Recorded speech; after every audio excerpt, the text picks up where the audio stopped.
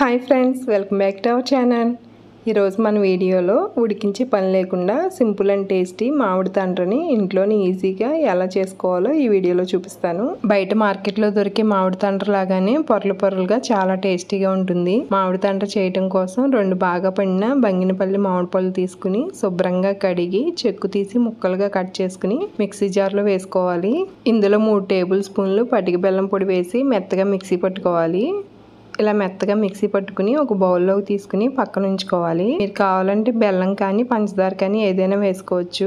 మీరు తీసుకున్న మామిడి పళ్ళు తీపిని బట్టి చూసుకుని తీపి వేసుకోవాలి.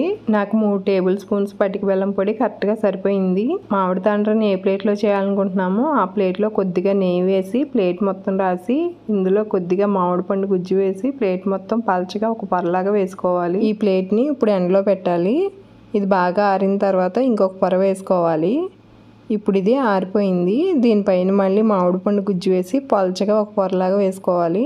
దీనిపైన ఏగులు అవి వాలకుండా ఇలా పల్చటి క్లాత్ వేసుకోవాలి. క్లాత్ మామిడి తండ్రి మీద పడకుండా చూసుకోవాలి. ఇలా రోజుకి 4 పొరలు రాసుకున్నాను. మీరు చేసిన మామిడి పండు గుజ్జు మిగిలితే ఫ్రిడ్జ్లో పెట్టి మరుసటి రోజు వాడుకోవచ్చు. ఇలా మనకి ఎంత మందం కావాలంటే అంత మందం వేసుకున్న తర్వాత మామిడి తండ్రిని 2 రోజులు బాగా ఎండబెట్టాలి. ఇలా బాగా ఎండిన తర్వాత చాకుతో అంటే ఈజీగా వచ్చేస్తుంది. మనం నెయ్యి రాయటం వల్ల చాలా ఈజీగా వస్తుంది. ఇలా తీసిన తర్వాత మనకు నచ్చిన షేప్లో కట్ చేసుకుంటే ఎంతో సింపుల్ అండ్ టేస్టీ మామిడి తండ్ర రెడీ అయిపోయింది. బయట కొనే పని లేకుండా ఎంతో ఈజీగా ఇంట్లోనే మామిడి తండ్రని తయారు చేసుకోవచ్చు. మీరు కూడా ఒకసారి ట్రై చేయండి. మీకు ఈ వీడియో నచ్చినట్లయితే వీడియోని లైక్ చేయండి, షేర్ చేయండి, అలాగే మా ఛానల్ని సబ్స్క్రైబ్ చేసుకోండి.